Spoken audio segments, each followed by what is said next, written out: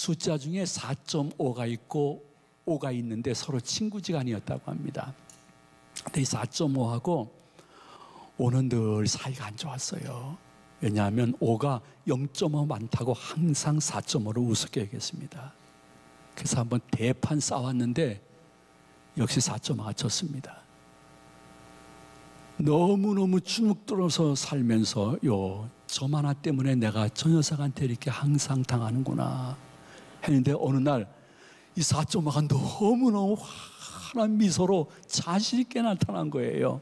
그러면서 5가 야야야야 짜장면 4그릇 빨리 시켜라 하는데 짜장면을 시키지 않고 핸드폰만 보면서 미소를 짓고 있는 거예요.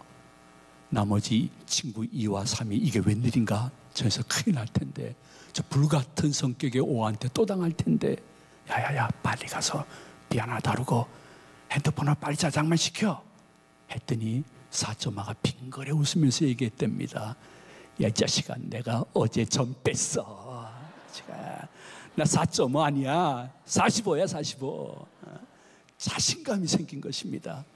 주눅들지 않고 아주 밝은 표정으로 그렇게 얘기했다는 전설 따라 삼천리 같은 이야기가 있습니다. 여러분 어떻게 생각합니까?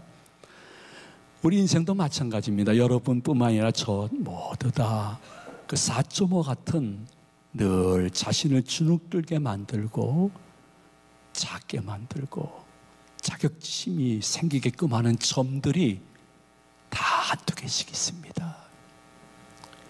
그것이 어떠한 과거의 상처를 통한 문제점이든지 나의 태생적인 단점이든지 아니면 내가 돌이켜 생각해보면 큰 실수였는데 하면서 있었던 나의 지울 수 없는 상처이든지 우리 모두에게는 그러한 점들이 있습니다.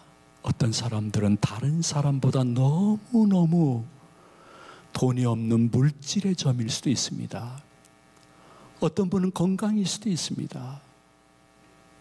어느 분에게는 외모일 수도 있습니다. 어느 분은 솔직히 학벌일 수도 있고 나이일 수도 있습니다. 그 누구에게도 드러내기 싫은 우리 가정의 내력일 수도 있고 지역적인 편견의식으로 말미암아 내가 당하고 있는 어떠한 점일 수도 있습니다. 아픔일 수도 있습니다. 근데 신앙이라는 것은 무엇일까?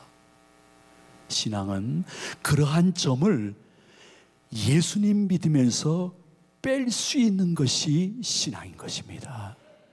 우리는 태어나면서부터 왜 이런 집안에 내가 태어나서 이러한 대우를 받고 왜 상대적인 박탈감을 느끼게 하는가 하는 생각이 들 수도 있고 우리나라는 이념뿐만이 아니라 지역 편견으로 말미암아 내가 불이익을 당할 수도 있으나 그때마다 여러분의 의식은 예수님께 점점 옮겨져서 우리 예수님은 유대인이지만은 다른 유대인과 달리 개처럼 취급하는 사마리아 골 한가운데를 지나가셔서 여인들이 많이 모이는 우물가에서 이방인 여인들과 편견 없이 같이 교제하고 예배와 그리고 말씀 성령에 대해서 가르쳐 주신 분인데 예수님은 저를 편견 없이 대해줄 수 있는 최초요 최후의 주님인 줄로 믿습니다 하면서 주님과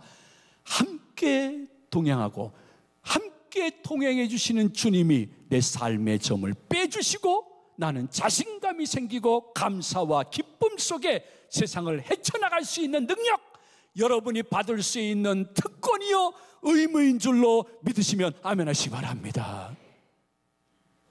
제가 한 30년 전에 미시피라는 미국의 작은 마을에 살았는데 거기는 지금 아니겠죠.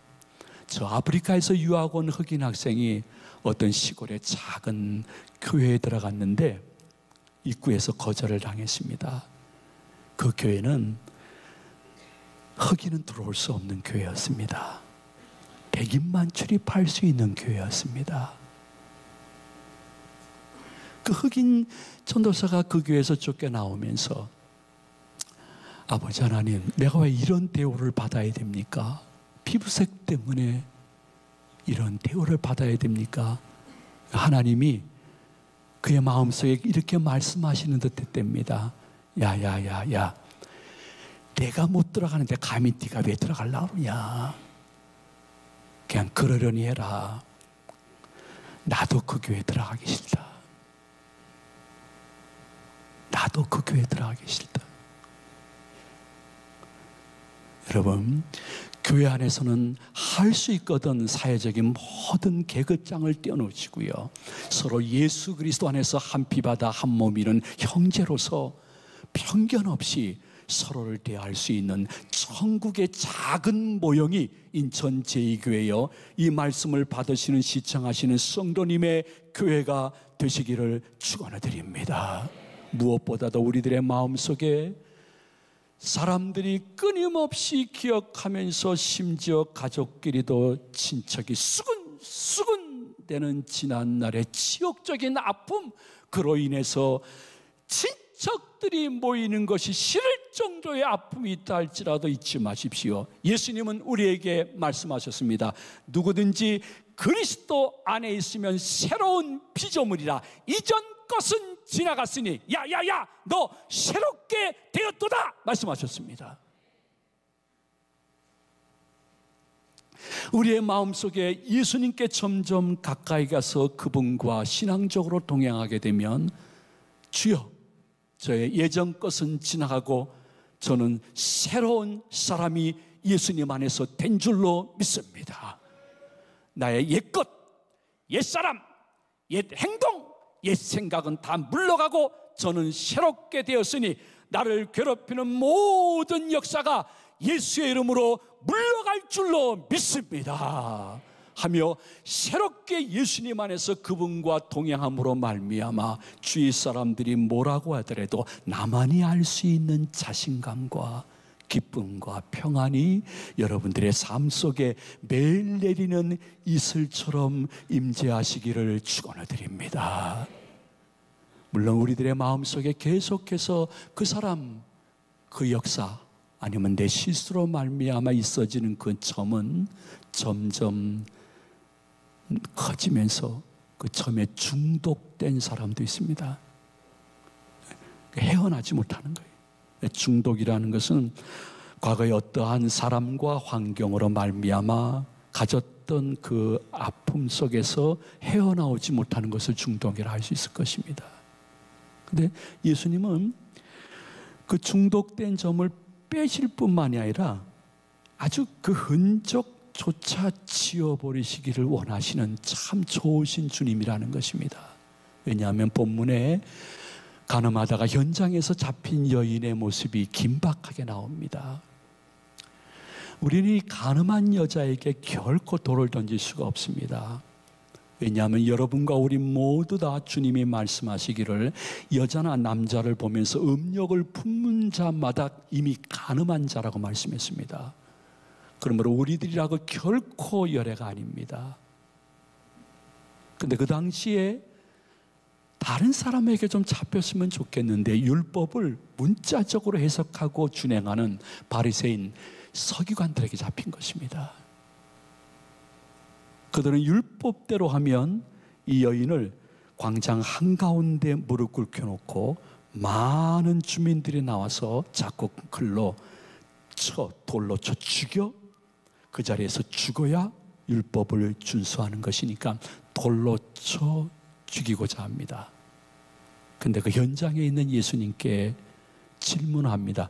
예수여, 이 여인을 어떻게 하면 좋겠습니까? 이것은 그 여인에게 어떠한 해방구를 예수님이 말씀해 주실까 그런 기대는 아니었습니다. 어떻게 해서라도 저 예수가 어떻게 대답하느냐에 따라서 우리가 고발해서 저를 제거하자는 목적이 있는 질문이었습니다. 세상은 딱 두 종류인 것 같습니다. 사람 참 많지만은 두 종류입니다. 여러분들은 엄청난 세류 속에서 기독교인으로 세상을 살아가기 때문에 어떤 때는 여러분들도 자기도 모르게 비성경적인 사람으로 변화되어지는 자신의 의식을 때로는 무서워해야 됩니다. 세상은 두 종류의 사람이 있습니다. 어떠한 사람의 큰 점을 발견하게 되면 어떻게 해서라도 그 사람을 정죄해서 죽이고자 하는 사람들이 있습니다. 바리새인, 서기관입니다. 그들은 지금 현장에 잡혀서 큰 공포와 두려움과 죽음의 그림자 앞에서 벌벌 떨고 있는 그 여인에게는 전혀 관심이 없었습니다. 그 여인을 통해서 예수를 붙잡는 자신의 목적이 이루어지면 되는 것입니다. 그 여인보다는 자신의 목적이 달성되어지는 수단으로 여인을 사용하는 것입니다. 세상이 그렇게 흔히 동물의 세계처럼 변하고 있습니다. 그 가운데 우리가 살아가는 방법은 그들이 생각할 때는 이해할 수 없는 방법이지만은 예수님의 방법인 것입니다. 예수님은 말씀하시기를 두 가지를 말씀했습니다. 그러나 이러한 여인에게도 한 번은 은혜의 기회가 있어야 되지 않겠습니까? 두 번째는 이 여인을 보지 말고 이 여인을 통해서 당신들을 보십시오. 당신들 가운데 이 죄를 범하지 않은 사람이 있으면 돌로 치시기를 바랍니다 하니까 연세 드신 분으로부터 젊은이까지 한 명씩 두 명씩 돌을 내놓고 물러가고 예수와 그 여인만 남게 됩니다. 예수님은 누가 초점이었느냐? 가나마다 현장에서 잡힌 그 여인이 초점이었고 그 여인을 향한 한 번의 은혜와 긍휼의 기회를 주시며 그 사건을 통해서 네 자신을 바라보며 네가 돌이켜야 된다고 말씀하고 계시는 것입니다.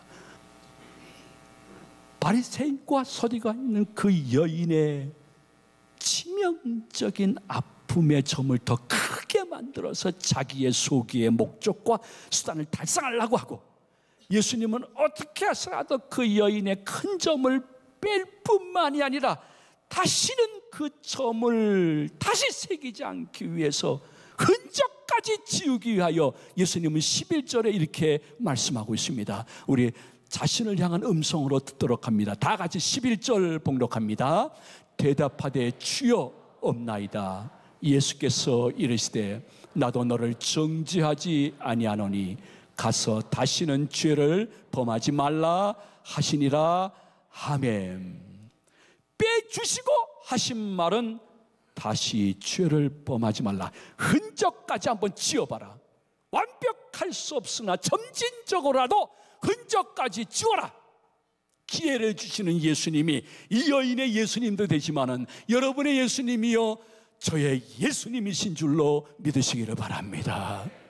우리의 삶 속에 계속해서 의식적으로 반복적으로 끄집어내야 될 것이 있습니다. 이렇게 예배드리는 이 순간뿐만이 아니라 내가 살아가는 삶의 현장에서, 그리고 나를 아는 사람이 아무도 없는 그곳에서도 늘 기억해야 될 것은 내게 있는 그 아픔의 괴로움에 나를 작게 만드는 그 점보다는 그 점 때문에 나를 더 사랑하시고 품어주시고 동행하시는 예수님을 더 삶 속에 모시는데 여러분이 점점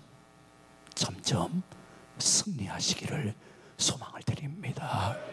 예수님이 이렇게까지도 말씀하시면서, 그러나 사람들이 믿음이 없다기보다는 솔직히 새신자가 하나님의 말씀을 받을 때는 성령이 역사하면 거의 다메섹 도상의 사울처럼 급변하는데, 몇십 년 믿은 우리들에게는 솔직히 전통적인 신앙과 예배의식이 있어서 변화보다는 그 예배 중 목사님의 설교가 몇 점일까, 몇 시점일까, 이거에 더 관심이 많아서 그분의 능력이나 그분의 이름의 권능을 체험하지 못하는 것이 오래 믿은 분들의 어떻게 보면 단점이라 볼 수 있습니다. 이것은 여러분 가운데 오래 믿은 분과 말씀을 전하고 있지만 저도 마찬가지고 아마도 시청하시는 분들도 비슷할 것입니다. 우리가 몇십 년 믿었느냐? 결코 자랑 못할 것은 아닙니다. 내가 몇 대째 믿느냐? 부끄러운 것은 아닙니다. 그러나 이것 때문에 하나님이신 예수 그리스도의 이름과 그분의 권능의 역사와 나를 바꿀 수 있는 힘을 진짜 체험하지 못한다고 하면 오래 믿은 것이 더욱더 치명적인 약점이 될 수 있는 것입니다. 예수님이 그렇게 가까이 가서 그 여인에게 함께 하시면서 두 가지의 은혜를 주셨지만 지금도 예수님은 하나님으로서 자신의 이름을 걸고 여러분들의 그 점을 빼주고 여러분들을 새롭고 담대하고 권능 있게 기쁨으로 세상을 살아갈 수 있는 능력을 주시기 위해서 그분은 자신의 이름을 몇 가지로 여러분에게 선포하셨습니다. 예수님은 거짓말 하시는 분이 아닙니다. 이 예수님의 이름, 이 이름을 믿음으로 받음으로 말미암아 성령의 은혜로 여러분들의 마음에서부터 변화가 일어나는 이 시간 되시기를 축복을 드립니다. 예수님은 제일 먼저 자신의 이름을 말씀하시기를 나는 여호와 니시라고 말씀하셨습니다. 여호와 니시라는 것은 적군이랑 싸우던 참 하나님의 백성들에게 하나님이 기적적으로 역사해 주셔서 승리의 깃발을 꽂게 하셨다는 의미인 것입니다. 여호와 하나님은 여호와 니시, 여러분의 삶의 변화와 승리를 주실 승리의 주님인 것입니다. 그분 모시면 여러분의 마음에서부터 변화와 승리가 있을 것을 여호와 니시 하나님은 자신의 이름을 걸고 언약하신 줄로 믿으시기 바랍니다. 또한 그분은 자신의 이름을 말씀하시기를 여호와 로이라고 그랬습니다. 여호와는 나의 목자라는 것입니다.